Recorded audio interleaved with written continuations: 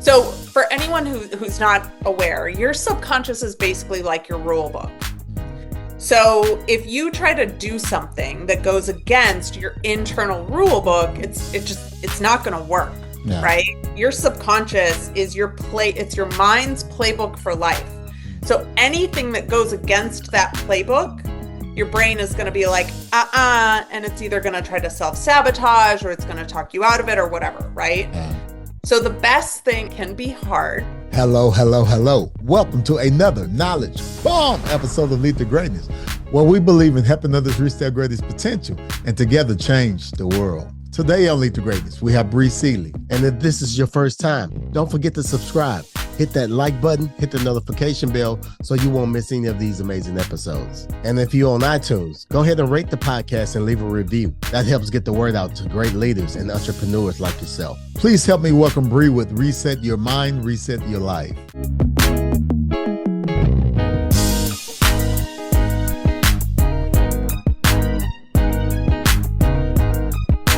This is Cedric Francis, and you're listening to Lead to Greatness. I accidentally started my first business when I was 24 years old. Wow.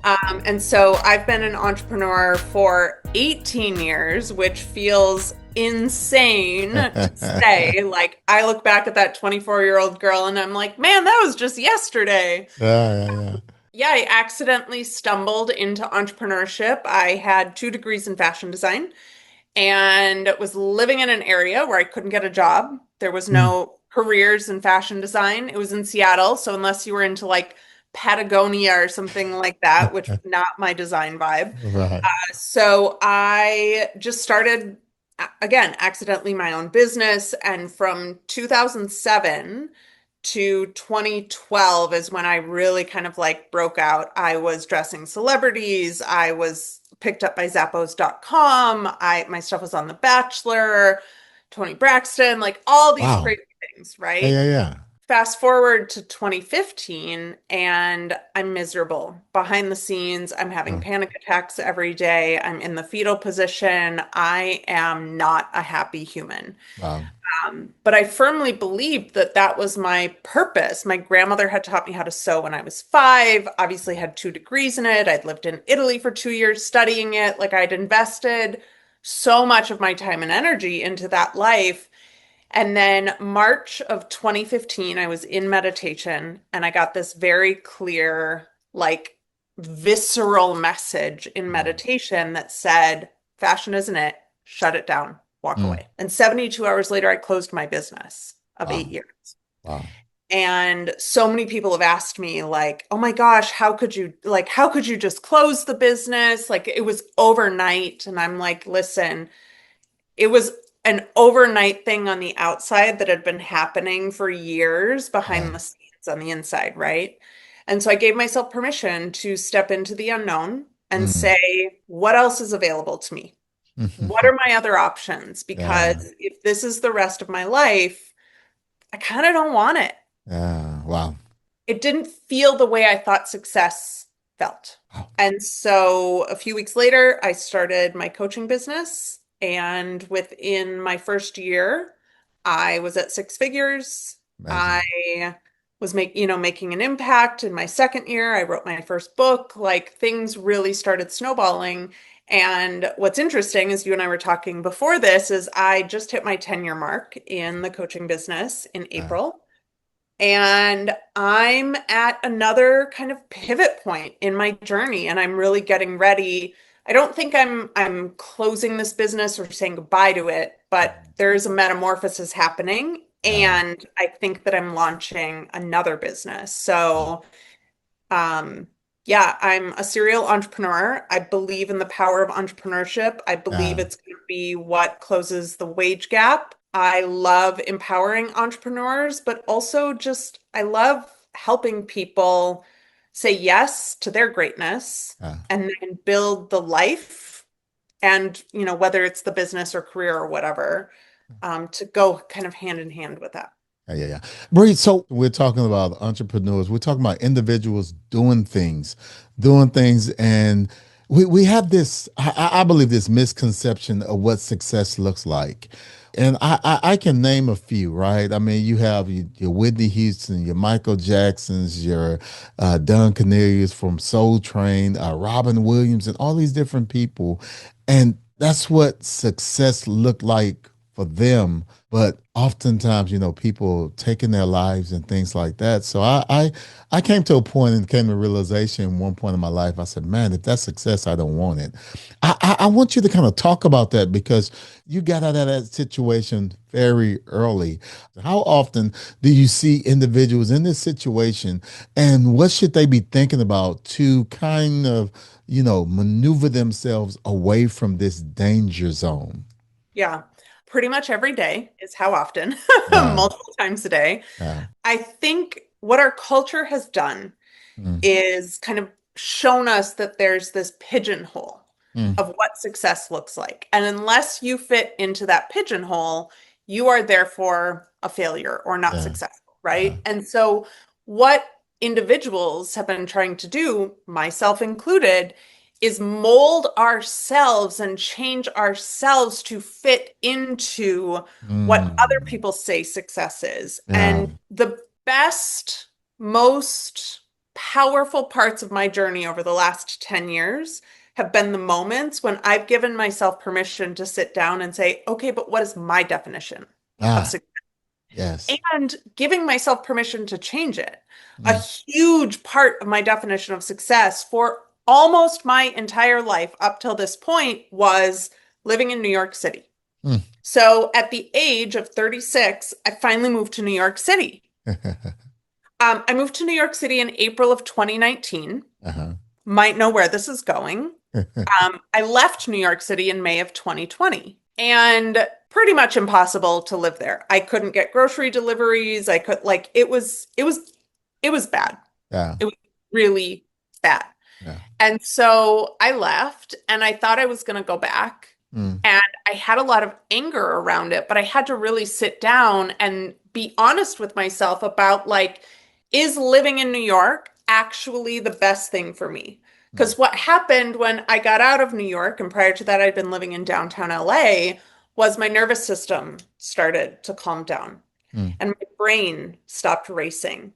And I felt like I finally started coming home to myself for the Wow. first time in my life. And I was 37, 38 years old. Like, My goodness. and so, like, is living in New York City the be all end all definition of success for me? Mm. Or over 38 years of living, have I evolved into Uh, a place where like success looks differently for me now? Was we popped on, you're like, how are you doing? And I was like, I'm having a beautiful day working in my sunroom today, yes, I love right? it. Like my Love it. cat's coming in and out. I got to walk to the library today and pick up a new book and walk home. Like I've given myself permission to decide Um, what version of success fits me rather than fitting myself into someone else's version of success. And so for the ah, listeners, what I would say is you have to give yourself permission to slow down and get quiet. Ask yourself, like, truly, what is my definition of success? Now, the next step is having the courage to do something about it, mm, which can be hard. yeah, I was just having a coaching call with a client yesterday, and she's like, I've come to the conclusion in the last 2 weeks that I hate my business mm, and I don't want to do it anymore. yeah, Now what? And I'm like, well, now you get to create something new. And she was like, yes, say that with so much enthusiasm. yeah. I do not feel enthusiastic. Mm. I want to dig into this because you talked about even you at, you started off, you said you accidentally started your first business sewing. And it's something of a trade that you learn, right? And you learned this and you were doing it and realized, okay, this is not something I do. And that's individuals right now that have these labels, this family tradition, somebody, parent was a lawyer, grandparent was a lawyer, a doctor, or whatever, and they just keep on this trend and they can't stand it. They can't stand it. I want you to I want to kind of talk about that and getting to that reset, us resetting our minds and resetting our life. How do we get started with this? So what are some of the things we need to start doing or some Yep. things somebody can do right now to say, you know what, Bri, this is me. What do I need to do? What I need to do? So, two things. So, I'm going to start off by saying what I said to my client yesterday. And what I told her to do was to make a list of 50 ways Mm. that she could do something different in her life. 50 ideas, 50 revenue streams or creative projects or whatever that looks like, right? Of Wow. like, what could Mm. that look like? Now, Yeah. here's the trick, and I had to tell her this yesterday. The part of your brain that goes, but how, you gotta, we're not, that's step five. We're at step one. So you gotta How? tell your brain, like, chill out. Yeah. Right now, we're just brainstorming, we're having fun, we're being creative, we're allowing Yeah. ourselves to dream, right? Yes. So that's the first step is you have to start opening up to the idea that there is something else out there for you. Mm. Now, I didn't let myself get to this point. I didn't believe there was anything else available to me other than fashion. Mm. I didn't. And then all of a sudden the universe was like, girl, shut it down. And I had nothing, right? So if you're starting to hear the whispers or the inklings that this isn't going to be sustainable for you, do yourself a favor and start looking at it now. Because what will happen if you don't look at it now, it's going to whisper and it's going to whisper and it's going to whisper. And then it's going to get out the 2x4 and it is going to knock you on your behind. Wow. So I waited for the 2x4. I got hit by the universal 2x4 a few times, Yeah. a few times. And then I had to look at it. I didn't have a choice any longer. So if you're hearing the whispers, my sage advice for you is to listen to them because they're not going away and they're only getting louder.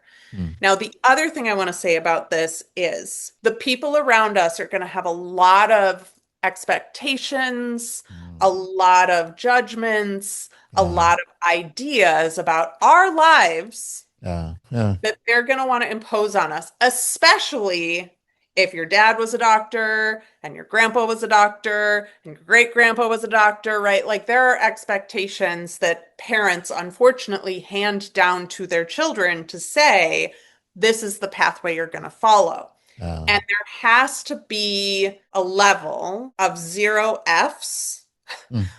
when you start approaching into these things because other people's opinions, judgments, and expectations of you are none of your business. They have Mm. nothing to do with you and everything to do with that other person. Yeah. I was very lucky in that I was raised by my mom and my grandma, and both of them were always like, you need to do you. You don't want to have kids? Amazing. Don't have them. Yeah. You don't want to have a traditional job? Amazing. Like, you got to figure it out because Yeah. we're not paying for you, but also like you can figure it out, like go do the things. And so I was very lucky in those realms, but I hear from so many people Yeah. the expectations, the judgments, the ideas, the projections, and to be honest, jealousy. Yeah. Maybe your dad didn't want to be a doctor, but he quote unquote had to Yeah.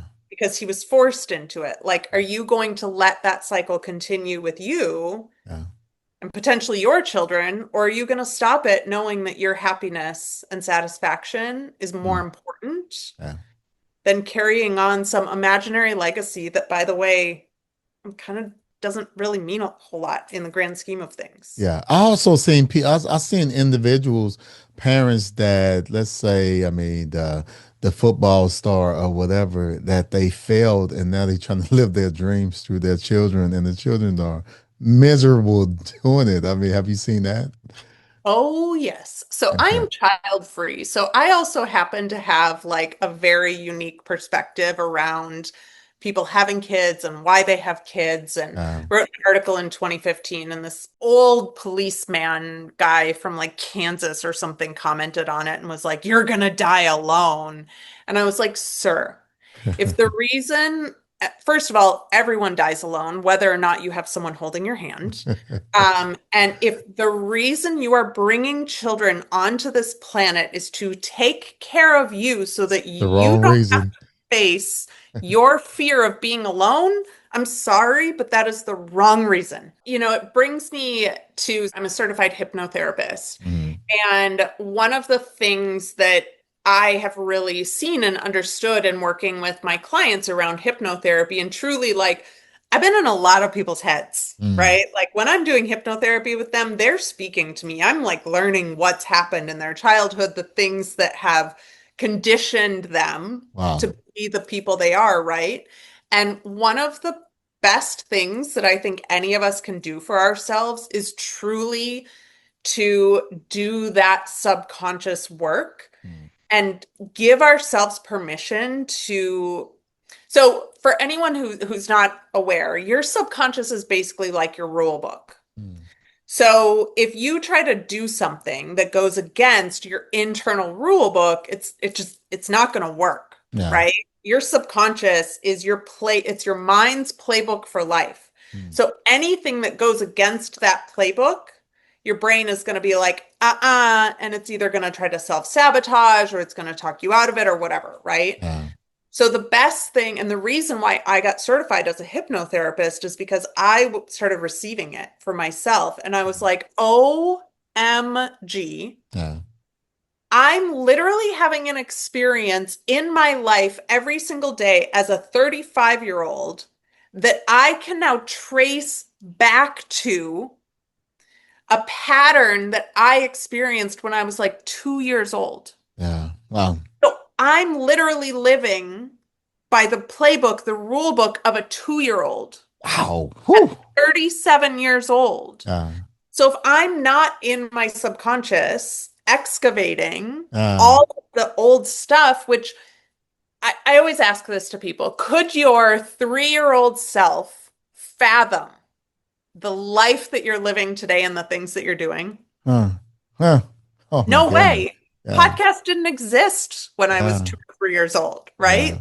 Yeah.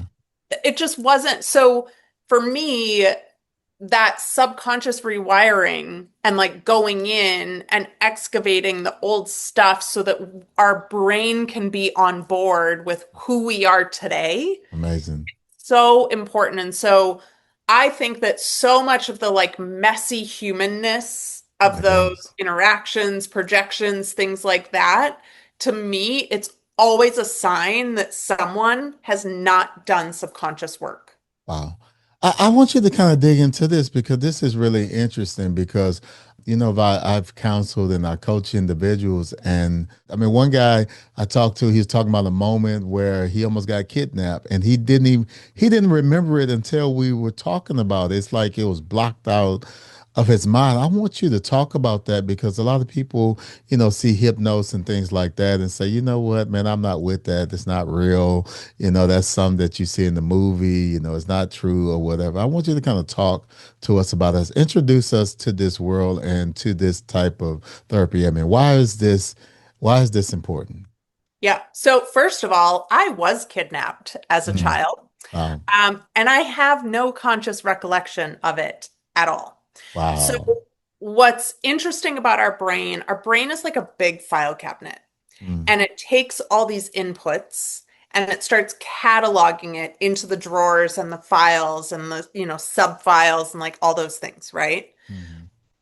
Our brains cannot possibly hold all of the things that come at us, especially in today's world. Mhm. I grew up in the 80s, but even back then, there were too much input, right? Our brains can't handle it. Has to find a way to make shortcuts, categorize things, whatever, whatever, whatever. And so our brain is like a filing cabinet. Well, when we look at our conscious mind, which is the memories that we can access, Mm. versus our subconscious mind, our conscious mind is only people estimate about like 5 to 8% of our brain, Mm. Ah. which means that 92 to 95% of our brain are memories that we cannot access on a daily basis. But that doesn't mean they're still not still there, right? I read neuroscience studies all the time. I was just reading one a few weeks ago because I put something on TikTok and this woman was like, the subconscious isn't real and like we can access all of our memories. And she cited this one person and I went and read the study of the person and literally the last line of the study said, definitive proven evidence that like there are areas of our brain that we Oh cannot man. consciously access. And those areas of our brain are literally programmed in there, just like you would program your phone or you would program your computer. If you have a virus installed in your computer or your phone, you go get it taken out, you go get it removed. Yeah. Yeah. We have viruses in your subconscious that just keep existing there because we either haven't had the access or the technology or whatever Yeah. to really truly get in there. And so that's why I love hypnosis is that we can go in there and say, oh, wow, interesting. Like this is an experience that I had that a part of my brain still believes is true. And the individual is saying this to you, or they just, it's like they, it takes the lies out and they're just letting it out on the table. How's this So working? This is, what we do in hypnosis is you do an eye movement and then you walk them into an altered brain state, mm, and then we have set an intention. There's meetings before this. There's like tons of pre-work. So we go in and we ask your subconscious, why is this thing happening? And I bring you back to three very distinct specific memories to like really truly understand and illustrate why is this experience that I'm currently having playing wow. out in my life. And then what we do is we shift the perspective of those experiences. So, for example, the, 2 or 3 year old me who had the experience that I had a very specific perspective, that of a 2 or 3 year old. Wow.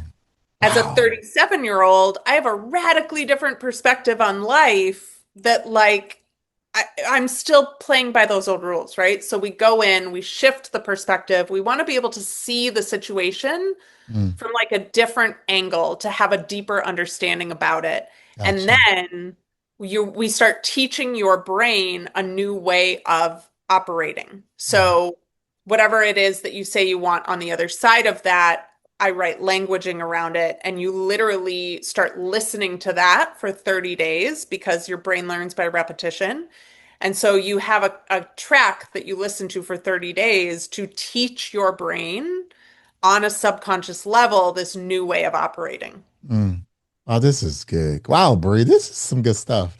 I, It's so fun. I nerd out. Like, I literally read neuroscience uh-huh. studies in my free time. Like, it's a little ridiculous. It's pretty But intriguing though. I mean, understanding the brain and the things like that. Listen, Bri, I've seen 60-year-olds will get on this emotional tantrum and act like a 3-year-old. Something, listen to what you're saying. I'm like, perhaps I was hurt at 3 years old and lived their whole life, didn't deal with that situation. And now they're 60 years old.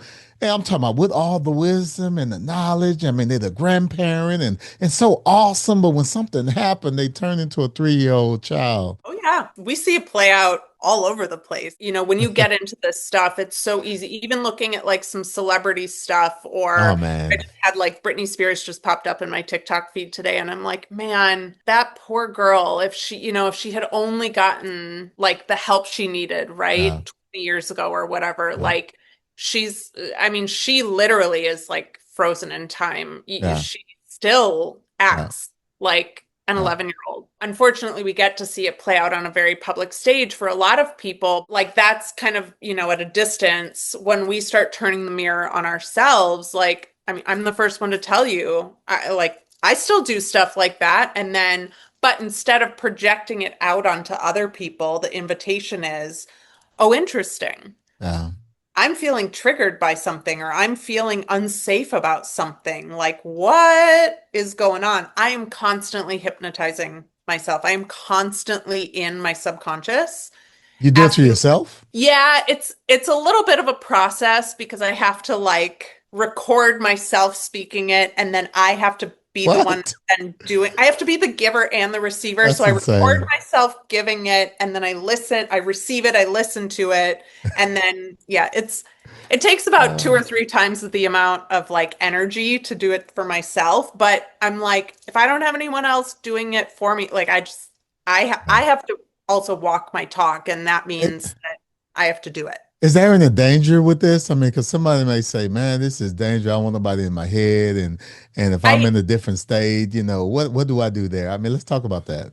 Yeah. So there's a few questions that people ask me is like, am I going to see anything that, brings me back to like a really unsafe time? Mhm. And what I usually say to people is like, we're not reliving it, right? Like if it's a dangerous thing or sensitive memory or something that comes up, you're not reliving it, you're witnessing it. And so there's that. I definitely would say be cautious of who you work with. I personally, if I'm working privately with a client, I ask them to give me their words of like what they want their other side to look like. So, Wow. and then I Wow. only use what their intentions are, what their words are, because also their subconscious is going to latch on to their words more than Gotcha. my words, right? Gotcha. So I have some that are kind of like turnkey where if you're like, I want to get over imposter syndrome, awesome. I have a pre-made hypnosis for that, where you don't have to spend 45 days with me and it doesn't have to be this big thing, right? Like it's done, you buy it, you do it, you're good.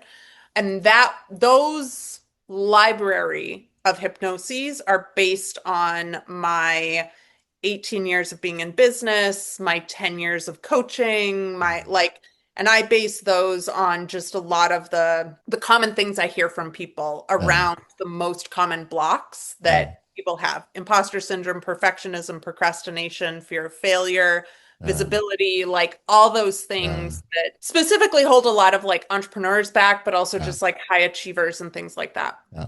Yeah, I used to have a speech impediment when I was in elementary school.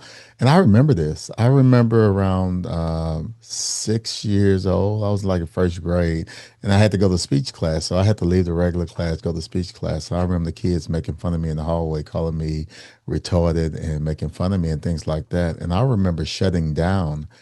And it's so crazy. I mean, people had this label on me, and I kind of embraced it. Where they say, "Oh, Cedric is shy. Oh man, he's shy. Man, now he don't talk much. He's shy." I was around 24 years old. I mean, I'm a grown man and still considered shy throughout the military and all this stuff. And I was put in a position where I had to train someone how to do my job. I was a mechanic at the time, and I was training someone, mechanic work or whatever. I didn't have a choice but to start talking, and it kind of broke out of it. But you're looking back in hindsight, and I'm thankful for it because I'm like, man, I love my life. But I'm like, man, if I would have held on to that shy Cedric, I wouldn't even be, man, we wouldn't even be having this conversation right now because I would be too afraid to expose myself and talk freely on somebody I don't know who's going to be listening. Thousands of individuals listening. I don't know who they are, and so, and the scrutiny and all these different things. Man, this is really, really, really good. Do Love you that. have, go And ahead. oh, I was just going to say, like, there are ways, obviously, to train ourselves out of old habits and to Mhm. train ourselves into new habits and things like that. One of my favorite books is Atomic Habits, right? That's Like, what I I, love that book. yes. Um, I like hypnotherapy because for me, it's kind of a shortcut. Mhm. So, not that everyone's worlds are turned upside down in 30 days and like everything's magically like different or changed, Yeah. but it gives you a bit more of a structure to even be making just like 1% shifts every single day for 30 days It's within this amazing. container. Ah, It's kind of like, not forcing you, but I'm the kind of person where I'm like, I like to put myself in situations where I'm like, quote unquote, forced mm, to be the change that I want to see, right? yeah. And so that's why like we can absolutely do it. I think it just for me it like takes longer to Mm. change the subconscious through Gotcha. conscious actions and Mm. stuff. But I love that story that you latched onto it and were like, oh, Yeah, maybe I have another option for my life. yeah. And hypnotherapy is commonly used for things like smoking or losing weight or Oh, changing habits like that. But I'm like, procrastination is a habit, yeah, right?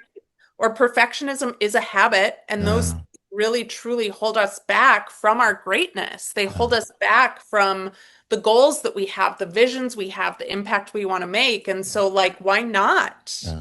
move past them? Why not condition ourselves into a new habit? Let's talk about one of if you don't mind sharing something like something hypnosis has helped you through, something that you were stuck and you didn't realize it earlier on, but you're like 30 years old in your 30s, you're like, wow, if I would have knew this or did this prior to this in my 20s or whatever, I would be far advanced than I am right now. What is that story if you want to share it?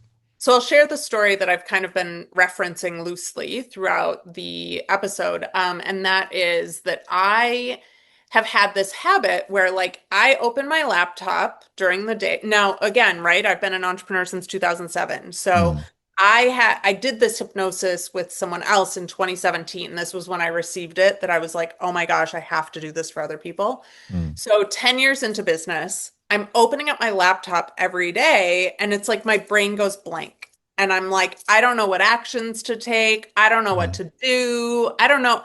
And this was like, I'd written a book by this point. Six figures, like all the uh, things, right? And I have this weird crippling, like, I don't know what to do in my mm, business. I don't know how to take action. I don't know what action to take. And so we did the hypnosis, and the main memory that came up was when I was, again, 2 or 3 years old. I was raised by a single mom. My dad had partial custody of me every other weekend and holidays. Because in the 80s, they were like award custody first, yeah, ask yeah, questions later, yeah. like that kind of thing. So he should not have had partial custody of me, and he did. My dad was a bipolar paranoid schizophrenic, and Mm, he self-medicated with drugs and alcohol. mm, And so most of the weekends that I was with him, he was passed out. He was on mm, the floor, the TV was going, I was alone in this house. And the memory that came through, and again, I have not really had much conscious recollection of this, mm, but it was of me opening the refrigerator door and being unable to feed myself yeah. Wow. and opening the cupboards and being unable to feed myself, right? Mm, And I just had this moment where I was like, 30 years later, 35 years later, I'm opening up my laptop every single day as if I'm this 3-year-old girl opening up this refrigerator and not having the resources she needs to take care of herself, right? Like, mind blown. wow. I was literally recreating it every single day and telling myself, because I was brainwashed from a very young age, to believe that I didn't have the tools or skills or resources I needed to be successful in the world. Definitely can relate to what you're saying. I really, Bri, I really want us to deal with this because, Hollywood, I mean, I've seen The Sixth Sense. You see all these crazy movies dealing with hypnosis. So it's some anybody right now that may not be totally convinced or scared or afraid. I mean, what can you? I watched Sixth Sense when I was still in grade school, and that movie scared the daylights out of me. You start seeing dead people and all this crazy stuff, just on hypnosis. I want you to kind of share that because and the reason why I say that because that's somebody right now thinking that. And they're like, man, no, ain't nobody getting in my head because of something they seen on Hollywood. Well, let's look at other stuff that we've seen in Hollywood. Like, is everything you see from Hollywood 100% real and accurate? No, it's not. I mean, Yeah. don't get me wrong. I would love to live in the fifth element. I would be happy. Just transport me into that reality. Uh, I am good. I would amazing. love it. Or Yeah. heck, I've been watching The Gilded Age and I'm like, ugh, to go back to like New York City and whatever. First of all, I'm not here to convince anyone of anything. If this Mhm. isn't for you, it's not for you. And if Yeah, you want to keep, living with your subconscious the way it's been, amazing. yeah, I love that for you. Start getting a little more aware and conscious of those moments where yeah, at 60 you turn back into a 3-year-old. Like, yeah, do that for yourself. Amazing. yeah. But Mm, also, there's so much science that goes behind this. Like, the amount of science that is coming out about how our brains operate and what's available to us in terms of changing our neural pathways. And what's that, they you can't teach an old dog new tricks. yeah, Actually you can, and yeah, brain science proves it. yeah, And so, like, for me, hypnotherapy has just been a way to accelerate myself and my clients into their greatness Uh, in a really beautiful way. And I always say, I'm like, listen, we are all brainwashed. uh, Every single one of us on the earth right now is brainwashed. I agree. I don't know about you. I agree. I would rather be brainwashed for my success and my greatness. I would Mm, rather not be brainwashed by the things that the culture and society tell us. mm. So I'm going to be over here, activating my subconscious and like connecting with my future self and becoming that version of myself every single day. And whoever wants to join me is welcome to join me. I'm actually going to be launching Hypnosis as its own business in the next like 6 to 8 months Mhm. because I truly want to get this out to more people and give them the opportunity to brainwash themselves for greatness and success as well. Oh man. And so I have had to slash gotten to um, explore this new pathway for myself this Mm. year and this greater calling for myself this Yeah. year.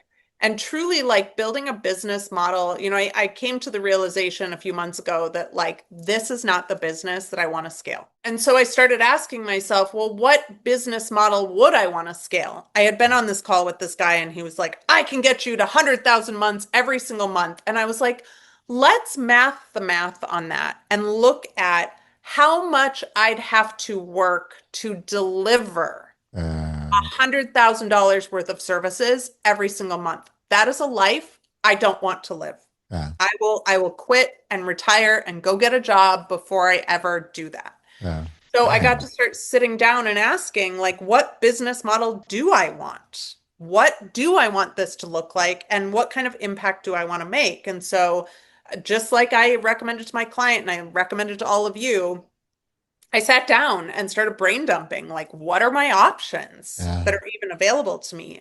And this tech hypnosis platform came into my awareness, and I was like, oh, Mm.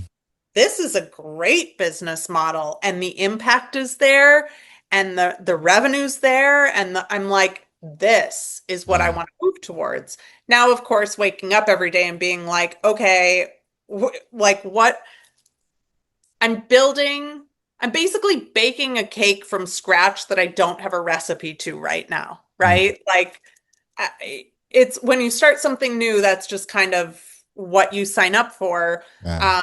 So that's kind of the spot that I'm in right now is like, who am I talking to? What conversations am I having?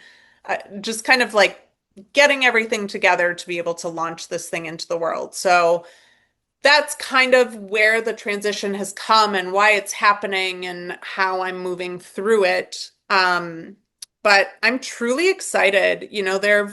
I've taken a lot of leaps in my life, Mm. and I felt like a lot of the leaps I've taken in my life were me running away from something I didn't want.